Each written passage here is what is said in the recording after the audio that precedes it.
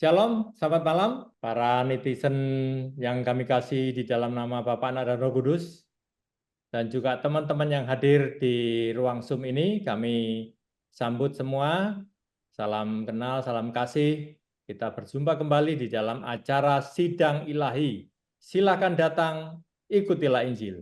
Itu kepanjangannya ya. Jadi ini merupakan bagian yang keempat. Kita akan berbincang-bincang membahas tentang kajian dari Dr. Yonatan Purnomo bagian yang keempat atau episode yang keempat. Nah, acara bincang-bincang ini terselenggara atas kerjasama dengan Biblikos Biblical Center. Jadi kami dari Biblikos Biblical Center mengadakan acara bincang-bincang bersama ini. Dan perkenalkan yang ada di sini itu saya sendiri sebagai Ketua Biblikos Biblical Center yang akan memandu teman-teman menyampaikan banyak hal perbincangan yang menarik yang tentunya mengupas tentang kajian yang sedang hangat yang disampaikan oleh Dr. Yonatan Purnomo. Nah, di sini saya perkenalkan rekan saya, Pak Hengki Asana, kemudian Pak Yafet, Pak Wilmar atau Pak Adrianus, kemudian Pak Yusak Indra, Pak Mikael, Pak Fandi Liberty. Jadi kita ada di ruang Zoom ini, kita akan berbincang-bincang untuk acara malam hari ini. Terima kasih untuk teman-teman yang ada di luar sana yang sudah memberikan komentar dan masukan yang memberikan dukungan moral kepada kami di acara Sidang Ilahi ini. Nah, bagi Bapak Ibu, kami persilakan nanti untuk mengisi form yang kami bagikan di acara ini supaya Bapak Ibu bisa memberikan dukungan kepada kami dan juga informasi. Ya, yang pertama untuk hasil cetakan Alkitab Biblikos ya. Nanti kami akan beritahu kapan ya supaya Bapak Ibu bisa mendapatkan informasi yang valid. Nah, kemudian disclaimer pada malam hari ini yang perlu kami sampaikan seperti biasanya bahwa kami berbincang tentang materi Dr. Yonatan Purnomo, kami tidak sedang menyerang pribadi atau lembaga tertentu. Ya, sama. Kemudian yang kedua, fokus kami adalah tentang materi seminar Dr. Yonatan Purnomo bagian atau sesi yang keempat.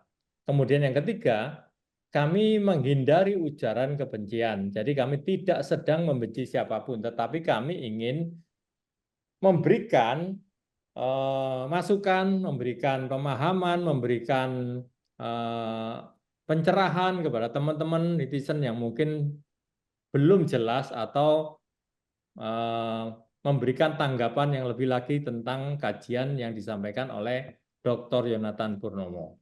Terima kasih atas dukungan dan perhatian teman-teman di luar ya. Dan juga teman-teman yang sudah hadir pada malam hari ini akan bersama-sama kita akan membahas kajian yang keempat dari Dr. Yonatan Purnomo. Ya. Baik, kita akan mulai. Kepada teman-teman yang ada di ruang ini, kami sampaikan selamat datang, terima kasih atas kehadirannya. Saya bersyukur jikalau sampai hari ini kita masih diberi kesempatan untuk bisa menyampaikan banyak hal tentang kajian dan pembicaraan tentang kontradiksi Alkitab kita. Nah, pada malam hari ini, tema yang akan kita angkat yaitu berkaitan dengan judul yang diangkat oleh Dr. Yonatan Purnomo, bagian yang keempat yaitu kontradiksi terjemahan baru 1 dan terjemahan baru 2 dalam Injil Matius 21 ayat 28 sampai 31. Nah, terdapat kontradiksi yang cukup fatal serta perbandingan dengan Alkitab terjemahan Saksi Yehova. Ya, nanti akan kita bincang-bincang tentang hal ini supaya teman-teman netizen di sana bisa lebih mengerti ya hal-hal yang sedang kita bicarakan ini. Baik, kita akan mulai. Dalam bahasan yang keempat ini, teman-teman, Dr. Yonatan sudah menyampaikan tentang terjemahan baru 1 dan terjemahan baru 2 yang ternyata tidak sama terjemahannya. Nah, beliau menyatakan di terjemahan baru 1 dengan yang di Alkitab terjemahan lama itu ternyata masih sama. Tetapi begitu muncul terjemahan baru 2, itu berbeda sama sekali. Nah, yang disampaikan oleh beliau itu terjadi kontradiksi antara TB1 dan TB2. Yang satu bicara tentang anak kedua, yang TB2 bicara tentang anak yang pertama yang mengikuti orang tuanya. Nah, kalau hal ini sampai terjadi seperti ini, kira-kira apa implikasinya bagi kekristenan di Indonesia? Mungkin Pak Hengki bisa memberikan pendapat tentang perbedaan dan kontradiksi ini. Kira-kira kenapa sih bisa terjadi hal ini? Silakan Pak Hengki. Ya, selamat malam. Terima kasih Pak Fendi untuk kesempatan menanggapi dari pertanyaan yang sudah disampaikan. Ini saya mau katakan begini, saya mau meminjam informasi yang dikeluarkan oleh LAI sendiri mengenai terjemahan LAI itu berasal dari mana, gitu kan? Nah, anggota dari seorang tim LAI yang mengadakan webinar pada bulan Agustus tahun 2024 itu mengatakan tidak perlu teks asli, yaitu harus berasal dari teks asali gitu ya, tentang originalitas daripada teks sumber yang harus dipakai dan dijaga untuk menerjemahkan Alkitab gitu.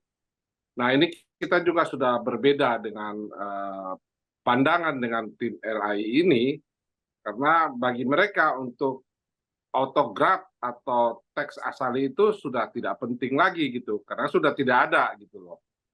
Jadi mereka meragukan istilahnya kalau teks asli atau tulisan asli daripada para rasul itu dijaga, dikopi ya, sampai sekarang itu mereka tidak percaya gitu loh. Ini masalah ya. Tidak sudah ini ya, sudah tidak bisa dipakai lagi. Jadi mereka menggunakan sekarang yang namanya teks asli. Nah, teks asli ini yang jadi masalah lagi bagi kita. Karena kalau mereka memakai teks Sinaiticus atau golongan teks Alexandrian yang lain lagi gitu, itu dikategorikan oleh mereka itu sebagai teks asli gitu loh. Nah, tentang otentisitasnya itu adalah autograf atau enggak, mereka sudah bilang tidak, sudah tidak perlu lagi gitu kan.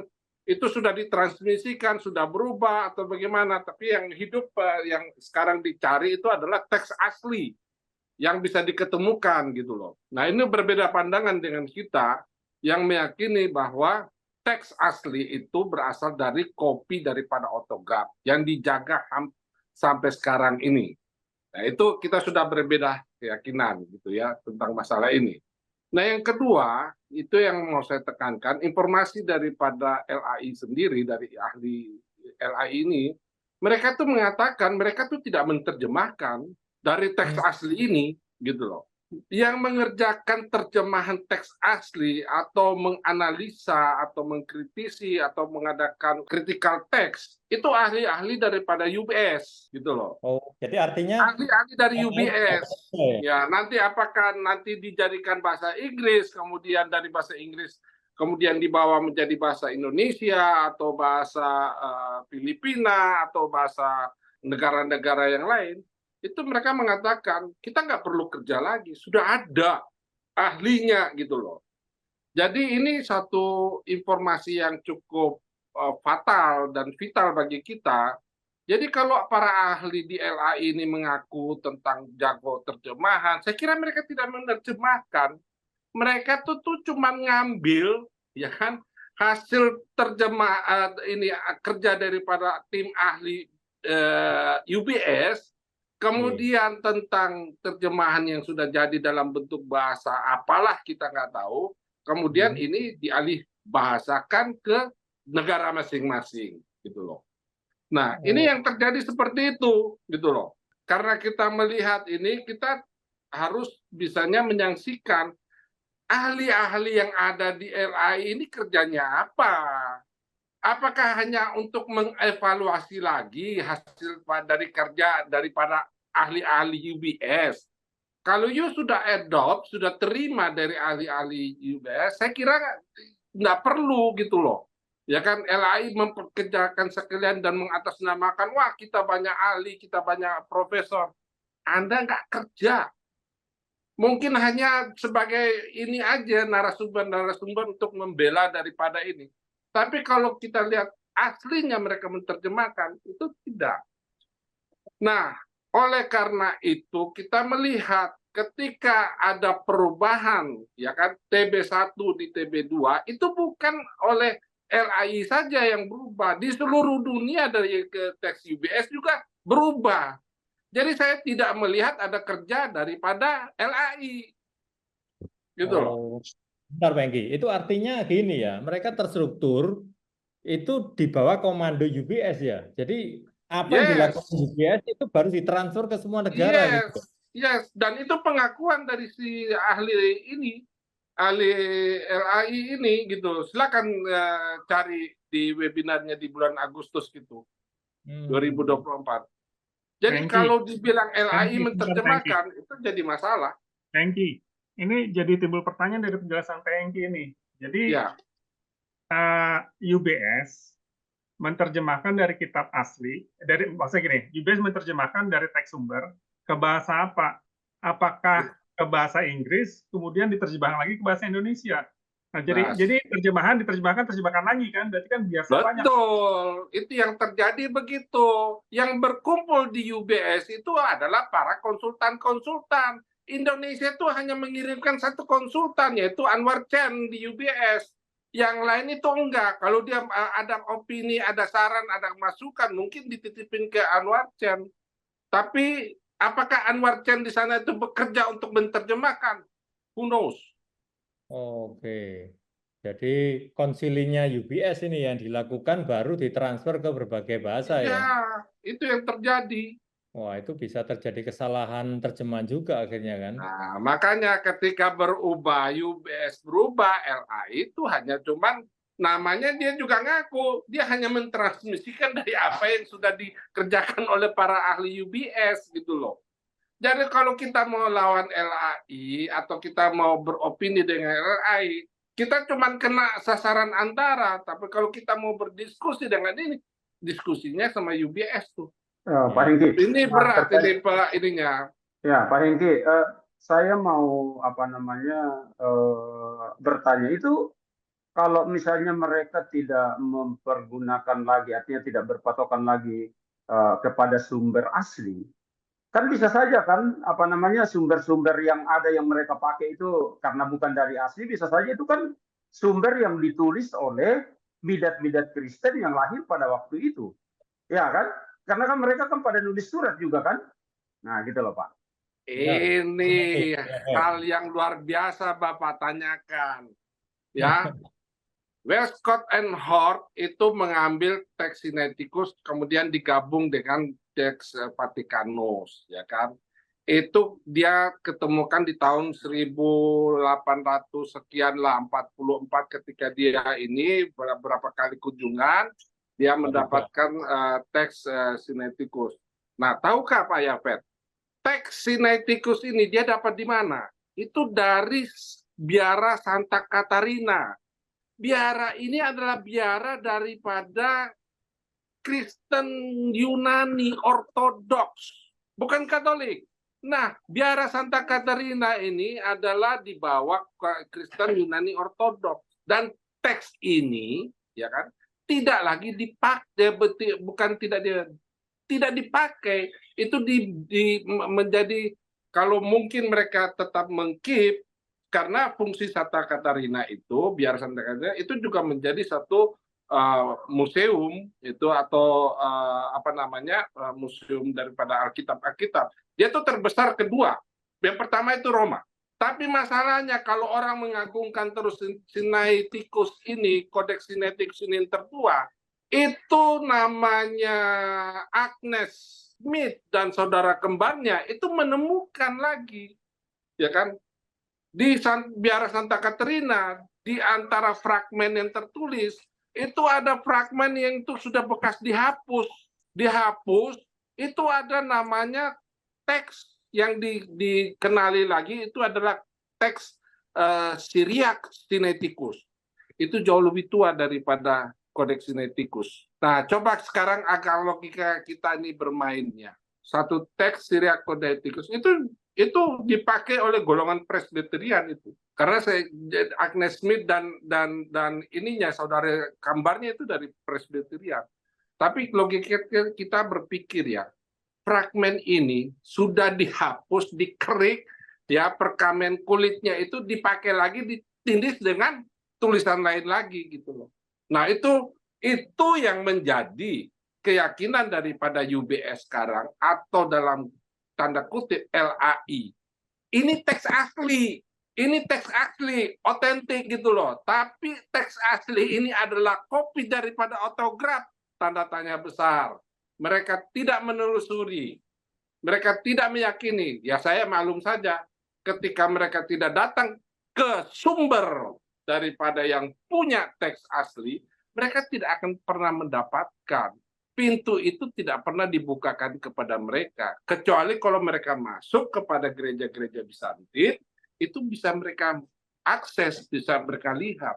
Itu yang terjadi. Begitu Ya, Pak memang Yafet.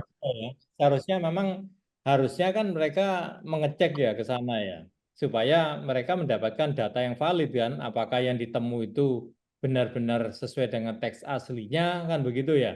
Karena itu kan hanya menurut catatan yang saya pernah terima, apakah benar itu ya, bahwa itu ditemu di tempat sampah gitu kan.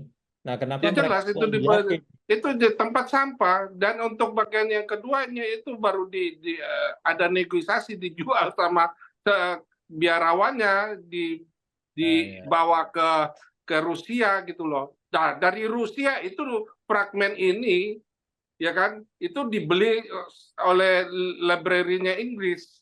Oke. Nah, itu kaitannya tuh, Inggris berkaitan karena Westcott and Hort itu adalah dua orang dari Anglikan. Itu kaitannya, Pak. Jadi kalau kita bilang dia mirip-mirip saksi Yehova, ya kan mirip-mirip ini, ya seperti itulah perjalanannya itu. Jadi Mereka ini kehilangan satu benang yang seharusnya mereka lihat. Teks ya. asli ini betul atau tidak. Mereka Jadi harus menarik ini, melihat Pak. itu. Jadi menarik ini. Kalau yang dilemparkan ini kan terjadi kontradiksi dan berbeda-beda, ada kemungkinan kan mereka karena tidak tahu teks aslinya kan. Akhirnya mereka dapat itu yang salah, kemudian diterjemahkan salah pula kan akhirnya. Nah, ketika Apalagi kalau kita pertanyakan ke LAI, mereka nggak menerjemahkan gimana? ya. Mereka tidak menerjemahkan, mereka itu mengambil dari UBS tim ahlinya gitu loh. Ya, kalau dari pendapat lain tadi, ya kan, ini kan mereka tidak menerjemah sendiri, kemudian itu dipakai, ya kan. Nah, kalau menurut Pak Yafet tadi, kira-kira apa efeknya bagi orang-orang Kristen ini? Karena terjemahan TB1, TB2 itu yang dibahas Pak Yonatan ini kan berbeda. Ya, terima kasih Pak Fendi. Yang jelas yang Ya. pertama orang Kristen pasti bingung, ya kan. Kemudian yang kedua, ya banyak yang resah jadinya, ya kan. Karena timbul pertanyaan mana yang benar, TB1 apa TB2, ya kan? Ya. Mana yang mau dipakai? Nah, karena menjadi persoalan adalah TB1 ini kan sudah 69 tahun dipakai, diajarkan, dipahami, direnungkan, kemudian dilakukan. Nah, ternyata salah-salah, ya kan? Kemudian muncul TB2. Yang menjadi pertanyaan berikutnya, apakah TB2 ini sudah pasti benar? Atau akan ada revisi lagi, TB3, TB4, TB5, dan seterusnya. Ini kan menimbulkan pertanyaan-pertanyaan dan sangat berdampak. Nah, pasti bingung. Itu yang menjadi masalahnya. Nah, kemudian akan banyak timbul pertanyaan di kalangan orang Kristen sendiri. Bahwa kenapa baru sadar setelah 69 tahun TB1 dipakai. Kenapa baru sadar sekarang? Nah, itu pun yang diungkapkan oleh Pak Yonatan ini kan baru 4. Nah, saya sedang memperbandingkan ayat per ayat khusus untuk TB1 dengan TB2. Saya sudah menemukan banyak perbedaan yang signifikan. Nah, misalnya 1 Timotius 4 ayat 7b. Nah, di situ dikatakan latihlah dirimu beribadah. Kata beribadah itu diganti sekarang. untuk menjadi saleh, bukan beribadah lagi, untuk menjadi saleh. Nah ini juga perlu Dr. Yonatan ini ungkap ini, jelasin ini masalah ini. Ya kan antara latih dirimu beribadah dengan untuk menjadi saleh kan dua kata yang sangat berbeda. Ini perlu diungkapkan itu. Nah ini akan membuat orang Kristen menjadi bingung. Nah setelah dilakukan revisi, ya kan berarti kan secara tidak langsung diakui bahwa TB1 itu salah. Nah sekarang muncullah TB2 yang dianggap benar. Nah konsekuensinya sekarang TB1 mau diapain? Kenapa tidak ditarik dari peredaran? Ya kan? Nah, itu. Seharusnya kan ditarik dari peredaran tuh supaya jangan tetap dipakai karena itu kan salah.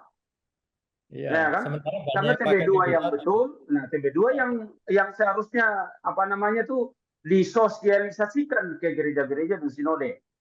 Ya kan? TB1 ditarik. Kalau TB1 itu dianggap bahwa tidak lagi sesuai dengan apa yang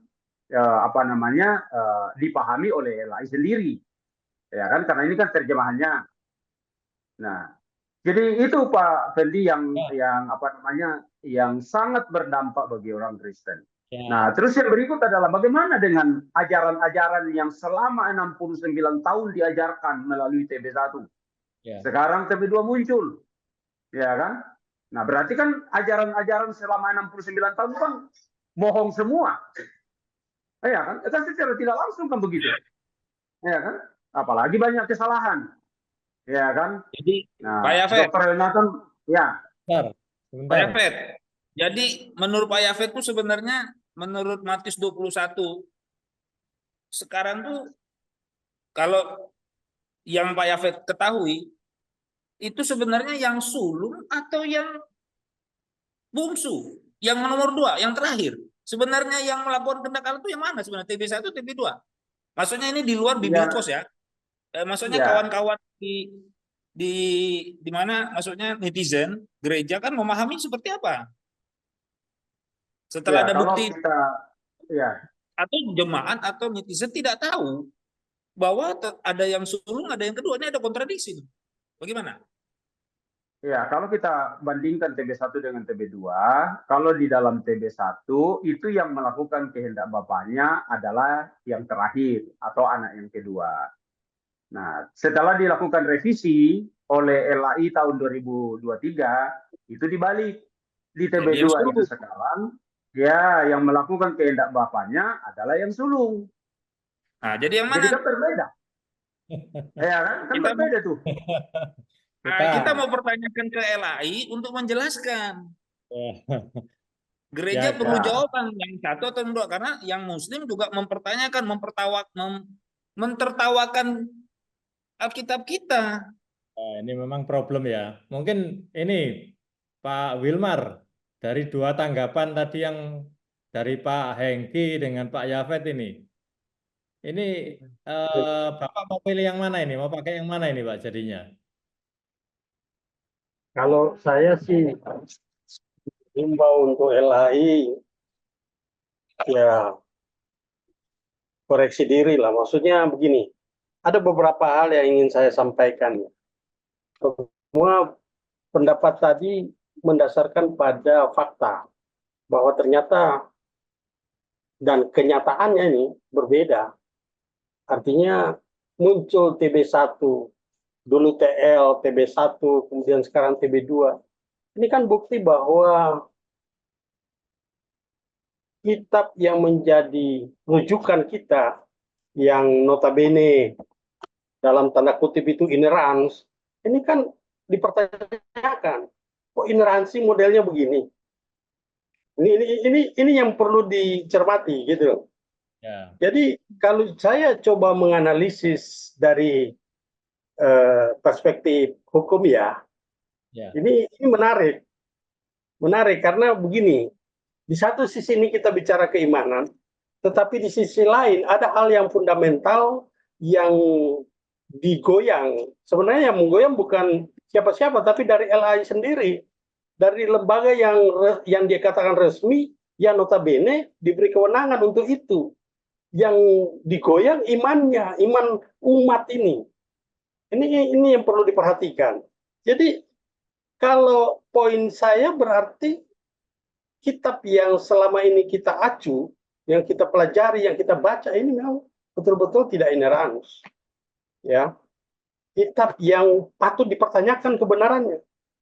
Terlepas dari, kalau menurut Pak Dr. Yonatan, itu kan ada 6.577 kesalahan di sana. Ya. Terlepas dari itu kan yang lain otomatis sebaliknya adalah benar. Tapi yang 6 ribuan ini loh, cuma kan kita belum disuguhi 6 ribuan ini, baru 4 aja saya udah bingung mempertanyakan ini kepada lembaga yang notabene kita akui itu.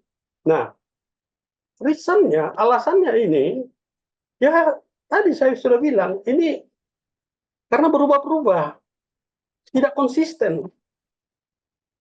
Kemudian, kita bisa lihat di bukti-bukti yang sudah dijelaskan, mulai dari episode 1, kesalahan yang kedua, yang ketiga, bahkan yang terakhir itu, ini tadi dipertanyakan oleh Pak Yusak. Ini siapa ini yang dianggap benar? Anak yang sulung atau yang kedua ini? Yang pertama atau yang kedua? Nah, akhirnya kan berbeda antara TL yang tadinya sama dengan TB1, ternyata di TB2 jadi berbeda. Nah, ini menarik sebenarnya ini untuk dipersoalkan. Dan Iya, Pak Wilmar, itu ini, adalah pertanyaan yang akan mewakili warga gereja yang awam. Jemaat yang awam akan bertanya sebenarnya yang benar yang mana nih? iya, saya mau Dan jawab itu begini. yang harus dijawab LAI. Oke, Ya. begini Pak Yusak. Kalau misalnya dia menjawab, itu berarti yang terakhir, berarti yang TB2, bagaimana? Itu akhirnya muncul lagi, bagaimana dengan TB1? Kalau itu salah, kenapa tidak ditarik? Oke, jangan emosi dulu Pak Yusak. Saya mau jelaskan dulu. Ya. Maksudnya begini, saya juga gregetan ini. Tetapi kan kita harus pada porsi tenang. Jadi gini, saya mau bicara soal implikasi. Ini kan saya senang Pak Yafet tadi sudah menyinggung, Mas. Umat ini jadi bingung. Itu baru bingung, Pak. Tapi kebingungan itu bisa jadi meningkat kepada kekecewaan. Kalau sudah kecewa, kita nggak tahu ini. Umat di Indonesia ini kurang lebih kekristenan itu ada sekitar 20 jutaan. Bisa saja dari kecewa itu akhirnya muncul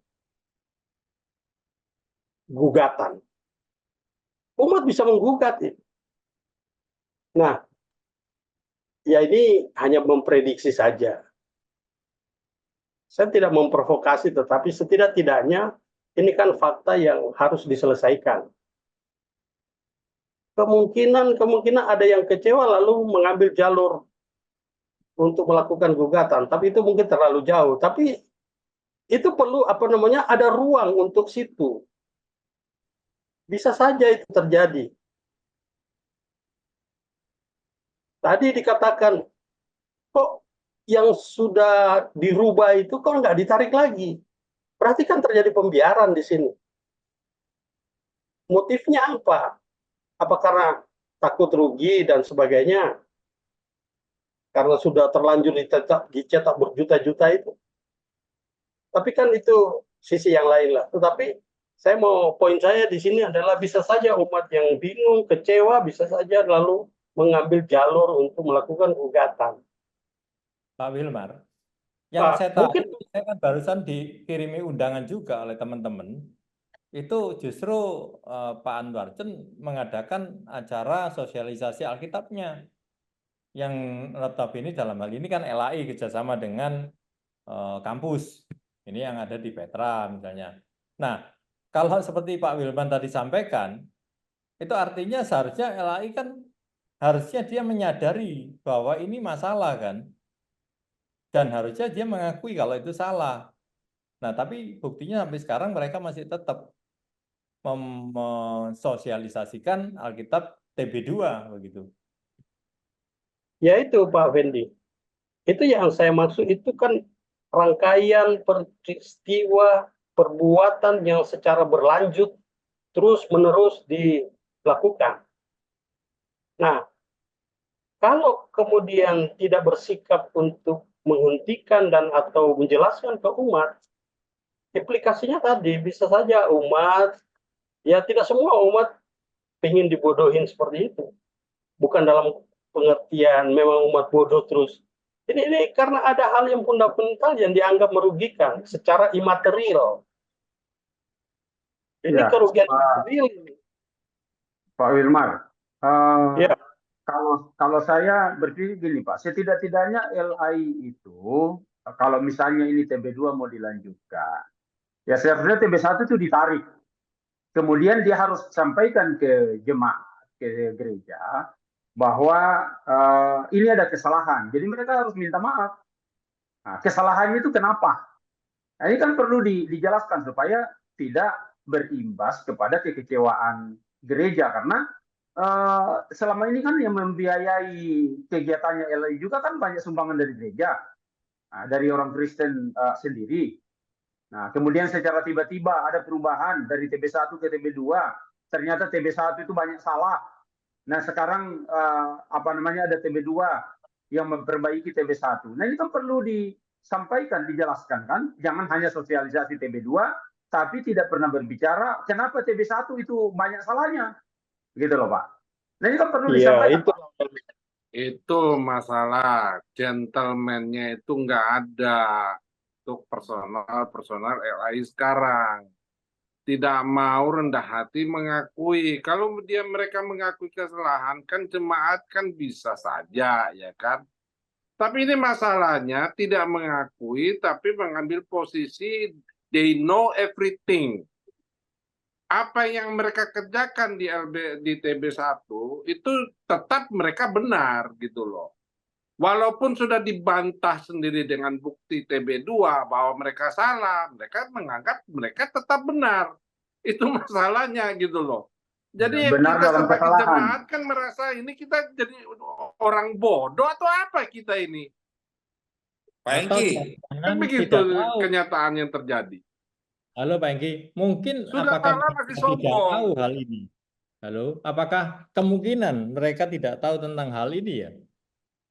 Atau mereka tidak meneliti lagi? Tadi kan Pak Hengki bicara, itu dari UBS langsung ditransfer ke berbagai negara. Artinya kan tinggal terima kemudian dicetak. Tapi kan kemungkinan mereka harus mentranslate ke dalam bahasa Indonesia kan? Nah seharusnya mereka kan tahu. Ya makanya itu dari tadi saya tuh mentertawakan dalam hati. Ini para ahli ini mereka itu kerjanya apa gitu loh. Ya kan? Pak Kan ini Fendi, membuktikan mereka tidak bekerja gitu loh, hanya menerima gitu loh. Ya kan? Coba Pak Fendi, kalau kita tanding itu mereka bisa memberikan bukti nggak mereka bekerja menerjemahkan? Pak Fendi, menurut saya kalau menggarisbawahi informasi yang disampaikan Pak Hengki, menurut saya bukannya LAI itu tidak tahu. Saya yakin itu banyak pakar di sana. Tetapi karena utusannya itu cuman yang terhormat Pak Dr. Anwar Chen, memang tidak ada bergandingnya dibandingkan dengan para ahli di UBS. Jadi tidak ada kekuatan untuk mempertanyakan. Pokoknya yang ini ya sudah, silakan diterjemahkan ke dalam bahasa Indonesia, ke dalam bahasa suku, bahasa daerah, tapi ini sumbernya Oke. yang sudah Pak, disusun. kalau misalnya Bapak berkata begitu, jadi tidak salah dong masyarakat Kristen beranggapan bahwa jangan-jangan LAI ini dapat sesuatu dari UBS sehingga dia tidak bisa berkutik berhadapan dengan UBS. Akhirnya apa yang disampaikan oleh UBS, diberikan oleh UBS itu saja yang diterima kemudian dilaksanakan oleh LAI. Jadi seperti singa ompong dong, ya kan, sebagai sebuah lembaga. Jadi tidak bisa berbuat apa-apa. Artinya tidak bisa berdailing, tidak bisa ibaratnya itu memberikan argumentasi. Jangan-jangan ada apa-apa antara UBS ini dengan LAI atau LAI dapat sesuatu dari UBS. Kan bisa saja kan orang berpandangan begitu kan Pak, ya kan? Bisa saja toh. Ya, bisa itu sebabnya tadi Pak Wilman sampaikan dari hal yang seperti ini bisa ditimbulkan memang kekecewaan dan kemudian ada tuntutan. Ya kita tidak mengarah ke sana dan memprovokasi. Tetapi kalau Dr. Chen sekarang masih melanjutkan karena memang sudah diagendakan terbitan TB2 dan disosialisasikan, seharusnya netizen dan para sidang ilahi yang mendengarkan sidang ini dan kemudian hadir pada saat Dr. Chen nyatak sosialisasi untuk TB2-nya, mempertanyakan apa alasannya dirubah dan apa pertanggungjawaban LAI untuk semua perubahan itu. Bagaimana dengan TB1? Dan ini kan kita, Dr. Yonatan sudah mengetahui titik-titik mana yang akan menjadi perbedaan itu. Sudah ada 6.577. Nah, akan ada lagi Ya, itu. persoalannya itu gampang, Pak Yusak. Kita hanya mempertanyakan aja kepada LAI, mana rekam jejakmu gitu loh dalam penerjemahan. Itu Ya, aja, itu coba. Dari sisi itulah, karena itu Rekam sebabnya. jejaknya mereka proses menerjemahkan itu di mana? Iya. Ya, seperti kalau teks proklamasi itu kan ada coret-coretnya ya, artinya lalu dicoret, Ya, kemudian ya, kan ada prosesnya, ya. Pak Hengki ya. Pak Iya. Hengki, Ya. Pak Hengki. Tadi Ya. Pak Hengki mengatakan LAI hanya terima dari UBS. Anggaplah warisan ya. Tetapi bukankah LAI sendiri dari UBS kemudian menerjemahkan ke dalam bahasa Indonesia? Kalau nggak salah begitu ya? Bukan. Dari perjalanannya ini informasi daripada tim ahlinya LAI sendiri ya. Itu saya ikutin di webinarnya bulan Agustus. Jadi mereka berdasarkan teks asli. Nah, teks asli itu bergantung kepada penemuan-penemuan. Nah, yang dibilang teks asli seperti teks Sinaiticus, teks Vaticanus, teks apalagi tuh macam-macam teks gitu lah ya. Itu dianggap sebagai teks asli ya, bukan teks original ya. Ini mereka membedakan lagi itu. Ini teks asli. Jadi setiap ada penemuan itu dianalisa dan dikerjakan oleh tim daripada UBS, tim ahlinya gitu loh. Nah, tentunya di situ berkecimpung banyak ahli daripada organisasi UBS ini. Nah, salah satunya kan ada konsultan dari Indonesia yang masuk UBS namanya Anwar Chen gitu loh. Nah, karena setiap sumber Alkitab untuk anggota UBS itu kan cuma menghasilkan satu hasil kerja daripada tim ahli daripada UBS. Nah, mereka saya kira untuk internasional mungkin pakai bahasa Inggris ininya. Nah, dari situ nanti baru diterjemahkan ke negara-negara peserta. Karena yang disampaikan sana, di negara peserta itu mereka tidak menerjemahkan lagi dari teks asli, tapi mentransmisikan dari hasil penemuan atau hasil jadi daripada tim ahli UBS gitu loh Pak. Iya, maksudnya diterjemahkan ke dalam bahasa Indonesia kan begitu. Betul, atau ke bahasa Mongol misalnya, atau ke bahasa China misalnya gitu. Ditransmisikan, Pak Wilmar. Bahasanya saya lebih setuju dengan Pak Hengki, ditransmisikan ke dalam bahasa Indonesia. Karena dari teks asli itu kan diterjemahkan, kan teks asli kan bahasa Yunani nih. Ya. Nah, lalu diterjemahkanlah ke dalam kemungkinan menurut Pak Hengki tadi kan bahasa Inggris. Yes. Lalu dari bahasa Inggris itu ditransmisikan ke bahasa Indonesia. Nah, kalau misalnya diterjemahkan, jadi diterjemahkan lagi. Ngapain pakai bahasa Inggris? Kenapa tidak langsung dari bahasa Yunaninya? Itu yang saya bilang, kita minta rekam jejaknya gitu loh. Coba ada nggak upaya itu? Pak Hengki, dari penjelasan LAI juga sudah terang itu bahwa ngambilnya juga dari WHNU yang notabene Westcott and Hort diambil dari Sinaiticus kan. Jadi Ya, itu memang hasil kerjanya UBS, Pak.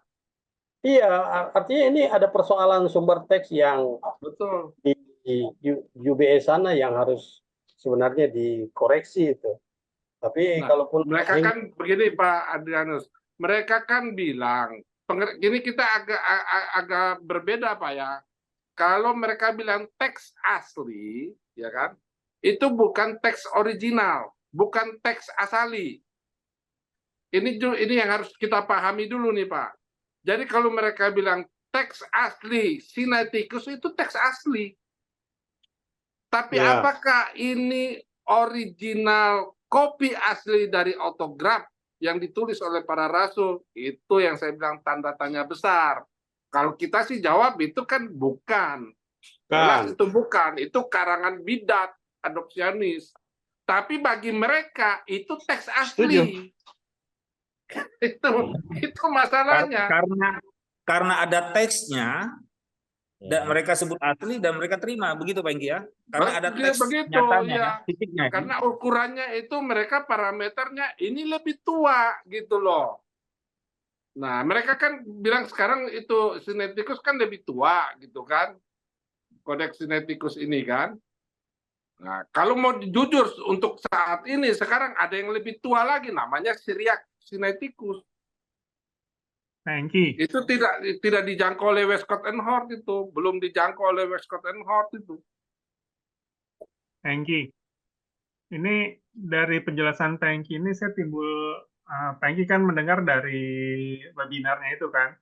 Ya. Dari tadi saya tidak mendengar sumber teksnya Bizantin. Kenapa ya? Apakah ya boleh berbagai macam sumber, tapi bukan Bizantin? Nah, ini kan menduga-duga nih, baru menduga-duga. Karena Di sama situ sekali tidak juga, pernah di Bizantin. situ juga dia memproklamirkan teks Bizantin itu muncul belakangan.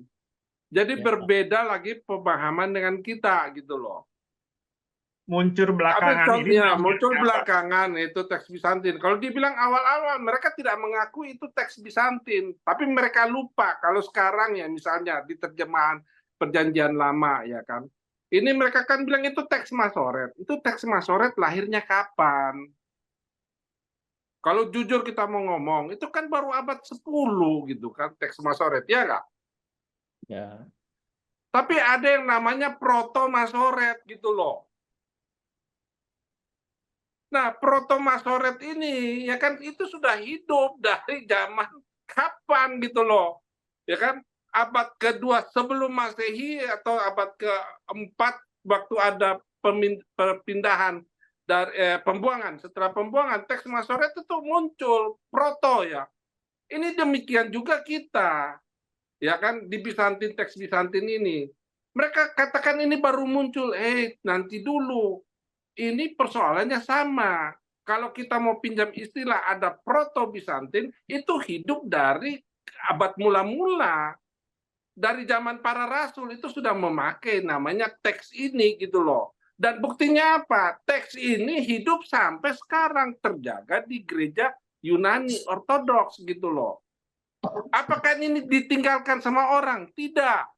Karena ahli LAI ini mengklaim bahwa teks Bizantin itu sudah ditinggalkan. No. Ini masih tetap utuh dan dipakai sampai sekarang di gereja Ortodoks gitu loh.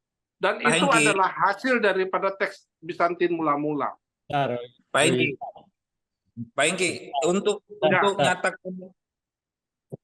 nyatakan bahwa Bizantium itu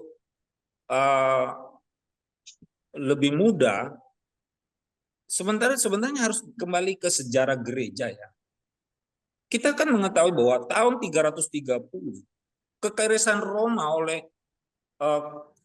itu kan dipindahkan oleh kekaisaran Konstantinopel. Dia dipindahkan oleh Kaisar Konstantin, dipindahkan dari Roma, dipindahkan ke kota Bizantium yang akhirnya dirubah jadi Konstantinopel. Jadi waktu 330 itu kan masih zaman gereja. Dan itulah disebut Alkitab Bizantium dan beredar saat itu. Nah, mulai proses kanonisasi HP akhirnya itu kemudian lahirnya di Kartago 419. Jadi Bizantium Pak itu Yusak kekaisaran ingat nggak? Romawi. Bagaimana? Pak Yusak ingat nggak? Ketika Raja Konstantin itu minta 50 Alkitab. Ya, Nah, itu pakai bahasa apa itu coba? yang Itu pada pakai saat teks apa itu? pada saat itu yang dipakai di Kekaisaran Bizantium kalau kenegaraan dia pakai bahasa Latin, tetapi secara umumnya Oh, karena dia sedang salah, menghimpun Pak Yusak kekuatan dia salah. pakai Yunani. No, ini saya koreksi Pak Yusak. Ya, Yang memakai bahasa Latin itu hanya bagian Roma, Ya. Gereja Barat Roma, ya, itu mereka pakai Latin. Tapi ketika Konstantin, bahasa induknya untuk kerajaan Timur Romawi itu adalah bahasa Yunani Koine. gini Pak, Jerome itu kan tahun 400-an. Sementara Konstantin memindahkan itu tahun 330. Jadi sebelum resmi Roma diciptakan Vulgata itu, mereka masih menggunakan teks yang Yunani ini, Pak, seluruhan. Tapi nanti setelah Jerome menerjemahkan itu ke dalam bahasa Latin, nah resmi Barat akhirnya Roma menggunakan itu, Pak. Jadi pada saat Pak Yusak salah. Itu Paus siapa itu yang satu, Katolik di Roma itu menggunakan Vetus Latin. ya, setuju. Kalau dibilang abad mula-mula semua pakai bahasa Yunani. Ya. Dalam perkembangannya, ya sebelum Jerome menerjemahkan, itu sudah beralih dari Yunani menjadi Vetus Latin. Nah, karena banyak salah, si pausnya ini minta kepada si Jerome untuk mengkoreksi Vetus Latin menjadi Vulgata, Pak. Ya, setuju. Nah, artinya gini, dengan ini artinya memang di Bizantium itu sudah berada teksnya itu di awal abad-abad pertama gereja mula-mula. Yes. Kalau kita mau bilang, kalau kita mau istilahkan, itulah proto-Bizantin teks. Ya, jadi untuk menjawab bahwa teks Bizantium itu belakangan, kan lucu kalau dia tidurnya Bizantium 1881. Proto-Bizantin teks itu sudah dipakai oleh Tertullianus, walaupun dia jago Latin, dia pakai Origenes pakai, Irenaeus itu pakai, itu. Ya, menurut saya para utusan ilahi yang hadir mendengar ini harusnya sebenarnya bisa mulai aware bahwa kalau tuduhan teks Bizantium itu lebih mudah dibandingkan Sinaiticus menjadi aneh. Begitu, Pak. Oke, kawan-kawan.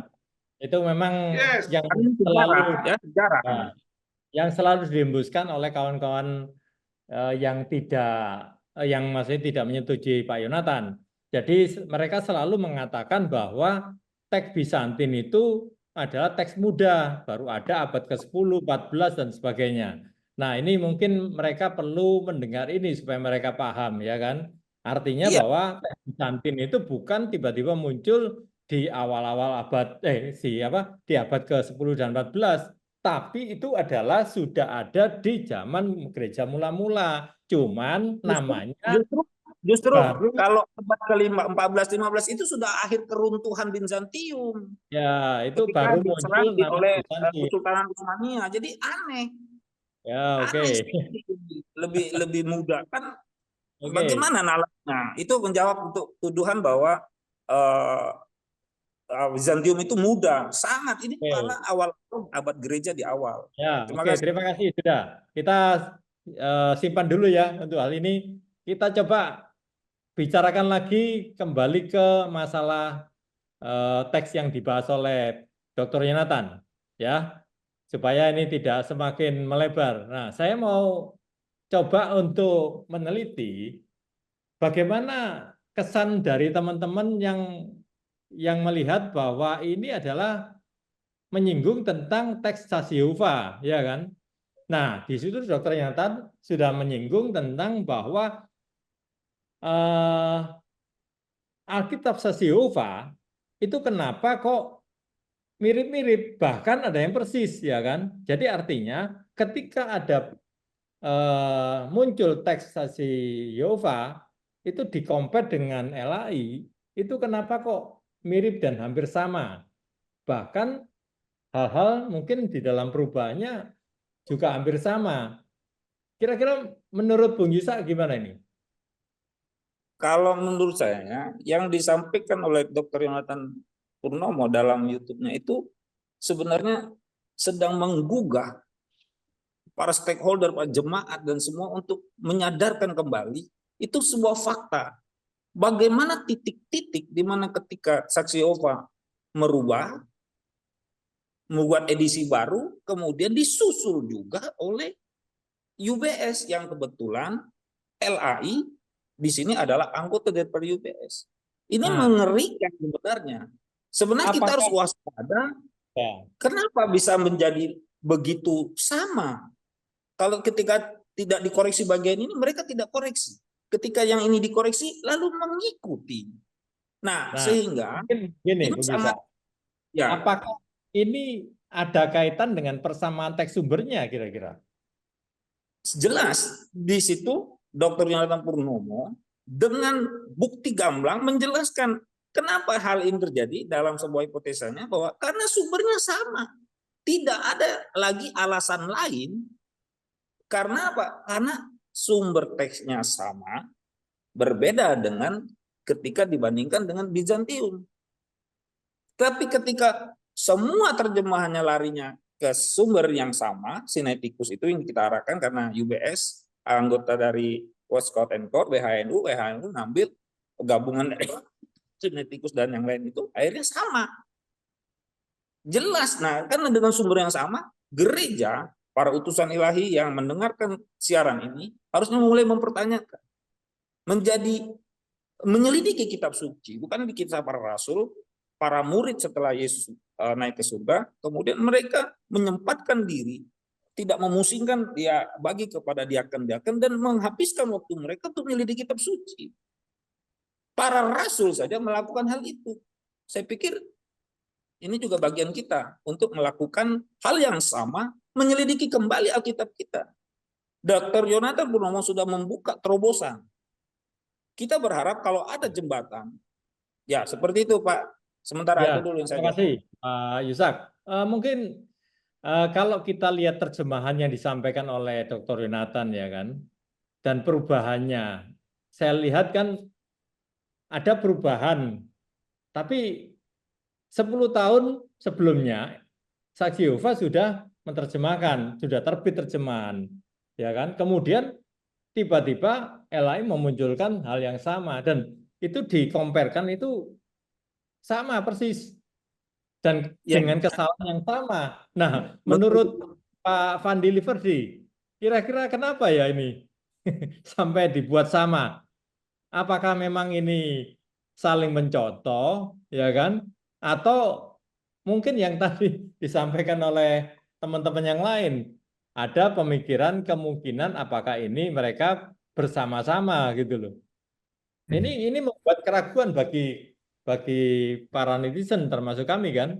Apakah ini memang sumbernya sama tadi disampaikan oleh Bung Indra bahwa memang ini teks sumbernya sama terus saling contoh gitu loh. Jadi ketika dirubah mereka nyontoh lagi sama.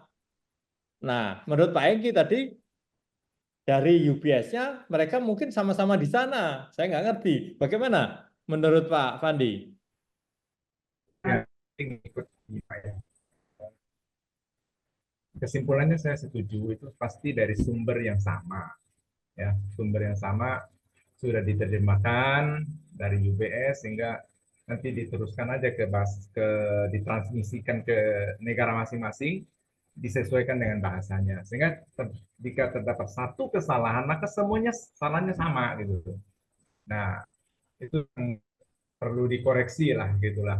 Walaupun LAI itu sebagai transmisi, ya bagi saya kami satu lembaga yang tidak berbeda dengan lembaga-lembaga terjemah Alkitab di berbagai sebagai negara ya, mereka tanggung jawabnya itu mentransmisikan begitu. Nah, cuman ini dampaknya kan sangat besar. Dampaknya itu sangat besar. Saya sendiri ya baca Alkitab ya berbagai macam versi kok beda-beda karena membingungkan begitu. Membingungkan. Nah, sekarang sudah muncul TB2. Lama-lama nanti ada TB3 gitu loh. Jadi sehingga saya sendiri ya mencari-cari begitu loh, mencari-cari mana sih yang benar. Kita juga kalau di YouTube tuh bertebaran katanya Alkitab kita ini Alkitab yang sudah dipalsukan lah, Alkitabnya tidak benar lah. Jadi saya sedang mencari ini Pak Hengki, kalau mana ini ada terjemahan yang betul-betul benar sesuai dengan autografnya gitu para rasul atau pasti tidak salah. Karena Tuhan mampu menjaga firman-Nya. Saya percaya itu. Nah, itu yang harus kita cari ya. Cari sampai ketemu begitu. Itu sih menurut saya. Jadi kalau misalnya ini TB1 ada TB2 ya kan. Kemungkinan apakah ada TB3 nanti dan TB seterusnya. Nah, Oh, sangat mungkin. Sangat mungkin. Mungkin itu. Itu sangat mungkin karena kalau mereka mengagung-agungkan kritik teks, jadi teks itu bisa dikritik, bisa diolah seperti yang sesuai dengan temuan baru, dengan teknologi yang canggih, dengan informasi yang terbarukan, akan ditemukan lagi teks-teks asli yang menurut Pak Hengki tadi ada fisiknya dan itu ada. Saya berterima kasih sejarah gereja. Ketika itu teks-teks itu tidak berkesesuaian, itu tidak dibakar dan dimusnahkan. Itu menjadi museum atau menjadi pelajaran. Contoh lah, saya coba mengasumsikan seperti ini. Misalnya TB1, TB2, lalu ada TB10. Kemudian 1000 tahun kemudian, orang mulai muncul. Ini ada TB10, lalu ada TB1, TB2.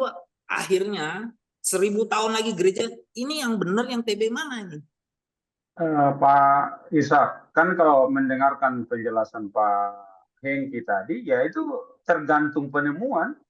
Kalau misalnya ada lagi penemuan baru, ya bisa muncul TB100, ya kan? Tergantung penemuannya, ya kan? Iya, Kan? betul. Yang Ya, penemuan yang dibilang teks asli itu. iya. Betul. Jadi kalau ada ketemu lagi teks asli gitu loh, Sinaiticus versi 200, ya dipakai lagi, dia pasti berubah. Ya, tapi Betul, pertanyaan Karena tadi itu yang mereka berpedomannya pada teks asli.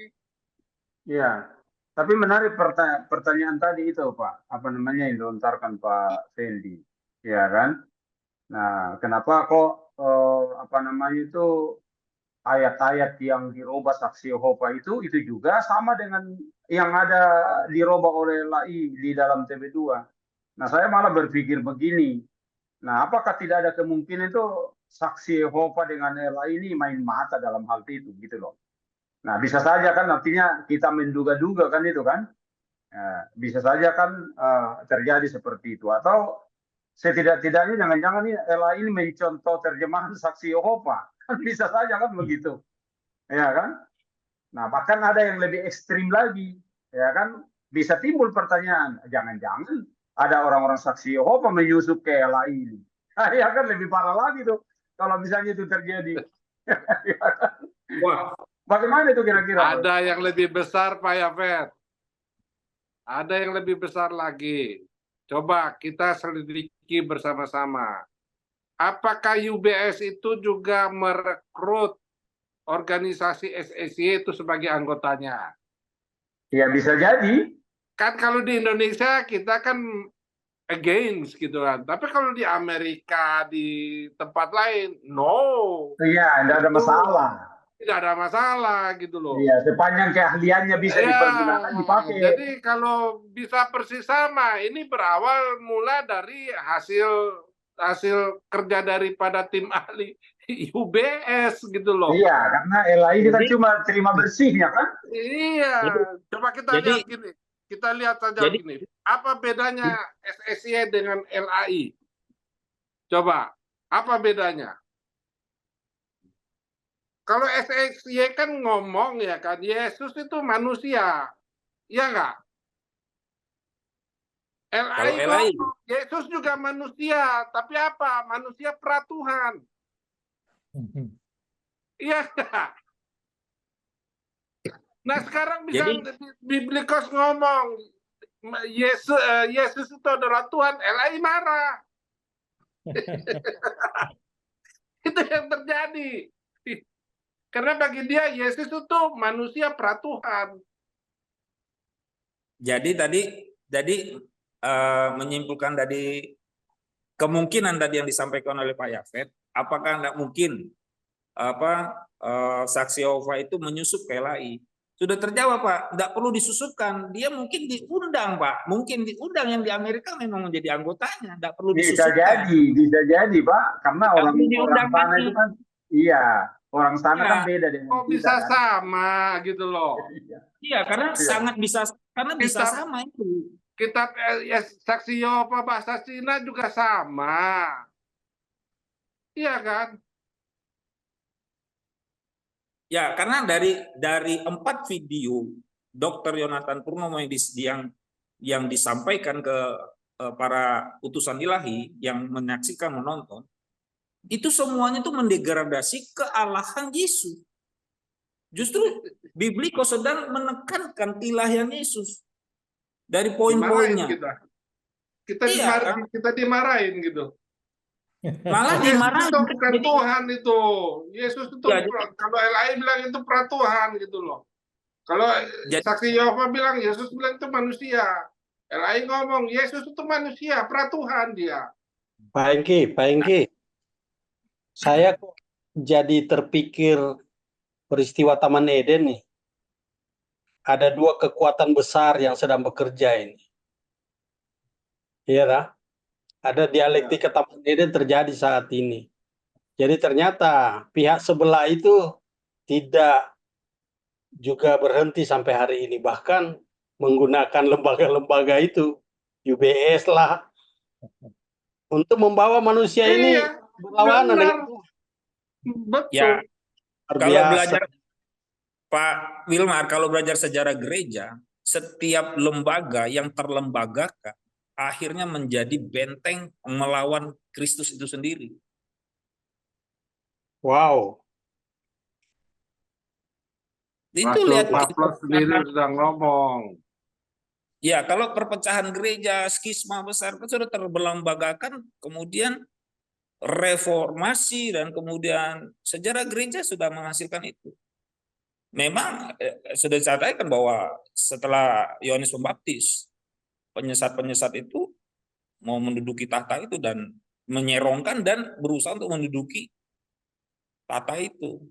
Jadi ya kita ada di alam itu sekarang. Nah sekarang kan ya itu seperti tadi bahwa temuan-temuan 4 video dari ya banyak lagi daftar yang akan diluncurkan oleh Dr. Yonatan Purnomo membuat ya seharusnya para utusan ilahi mempertanyakan.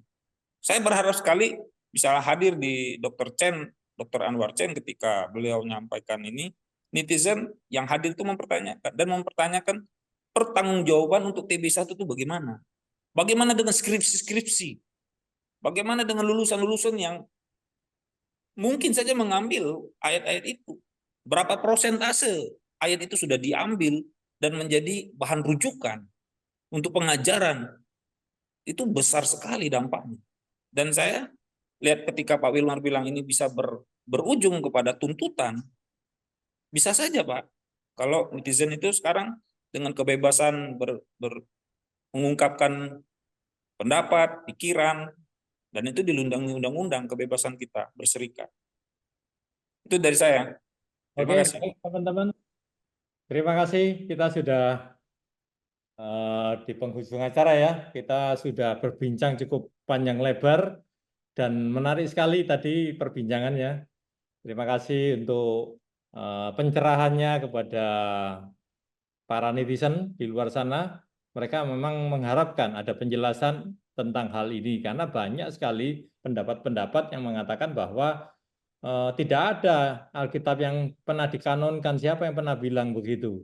Nah, ini kan menggoyahkan iman Kristen akhirnya. Kalau Alkitab sampai tidak ada yang dikanonkan, ini kan menjadi masalah besar. Artinya kita tidak pernah punya teks sumber yang valid, ya kan?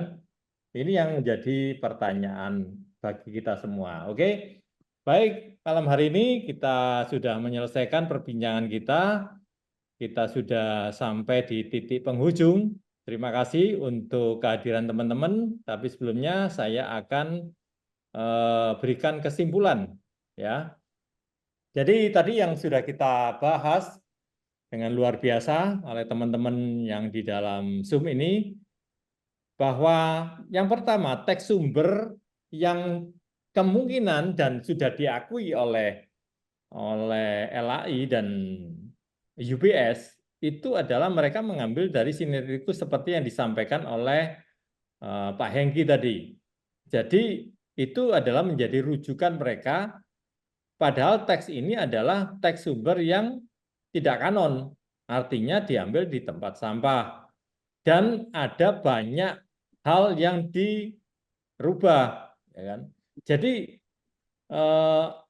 ini tidak bisa menjadi rujukan bahwa ini menjadi teks sumber seharusnya, ya, karena banyak perubahannya. Kemudian yang kedua, bahwa melalui webinar yang diikuti oleh Pak Hengki tadi di bulan Agustus, LAI juga mengatakan bahwa mereka sangat bergantung kepada UBS, ya kan? Artinya UBS ini yang meneliti, mengkaji, karena mereka punya tim dan itu diteliti sendiri oleh mereka, kemudian baru ditransmisikan, ya, ke dalam berbagai bahasa termasuk ke Indonesia ini, LAI. Jadi artinya LAI tidak membuat kajian sendiri. Di dalam hal ini mereka yang katanya punya tim besar, ternyata mereka mengambil dari UBS. Ya. Nah, ini akhirnya bisa sedikit memberikan pencerahan dari analisa Dr. Yonatan Purnomo yang mempertanyakan kenapa kok terjadi kesamaan di dalam antara Alkitabnya LAI dengan punyanya Saksi Yehova. Nah, ini tadi teman-teman ada yang bilang bahwa ada kemungkinan itu mereka saling mencontoh. Nah, ini menjadi satu pertanyaan yang harus dijawab oleh teman-teman di luar sana. Coba dicek apakah benar, ya. Karena hal ini bersangkut paut dengan pertanggungjawaban, ya, yang seharusnya menurut teman-teman tadi LAI itu dengan terbuka mereka itu mengakui kesalahan dan menarik TB1 baru dikeluarkan TB2. Kenapa? Karena terjadi perubahan dari banyak teksnya, termasuk yang sedang dikaji oleh Dr. Yonatan Purnomo ini. Karena ini sudah kontradiksi, bukan lagi perubahan sedikit, berbeda jauh. Yang selama ini sudah dikhotbahkan kemana-mana oleh teman-teman, ya. Jadi ini menjadi satu titik pertanggungjawaban bagi LAI ini. Seharusnya LAI ini mulai mendengar dan memberikan jawaban terhadap kegundahan para netizen yang mendengar acara dari Bapak Dr. Yonatan Purnomo, ya kan? Karena banyak sekali yang akan diungkap. Kemudian yang berikutnya, teks Bizantin yang katanya itu paling muda, yang baru muncul abad 10 dan 14, ternyata tadi itu sudah ada di awal abad di gereja mula-mula. Dari para rasul itu mereka sudah memakai teks ini. Cuman baru muncul namanya dinamakan Bizantin itu pada abad baru-baru ini. Jadi sebetulnya teks itu tetap ada, tapi baru diberi nama Bizantin itu abad ke-10, 14, dan seterusnya oleh orang-orang yang memakainya. Padahal teks itu sampai sekarang tetap dipakai. Dan bahkan tadi ada bukti bahwa Jerome, misalnya Martin Luther, dan yang lain-lain, mereka itu sebetulnya mengambil dari sumber teks ini.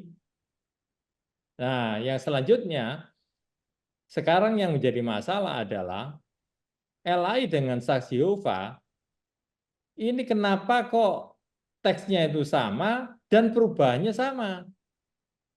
Nah, ini yang harus dijawab oleh Lembaga Alkitab Indonesia. Tolong teman-teman yang ada di sana, berikan kami jawaban supaya tidak menjadi bingung dengan teks-teks yang ada di teks TB2 dan TB1, kenapa berbeda. Ya.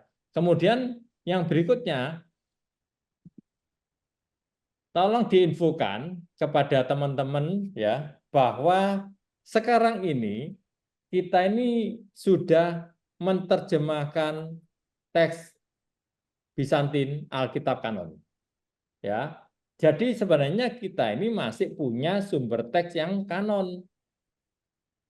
Kalau teman-teman di luar sana mungkin dalam hal ini rindu untuk meneliti, melihat, ya kan, membaca dari sumber teks yang kanon, silahkan ambil teks Bizantin.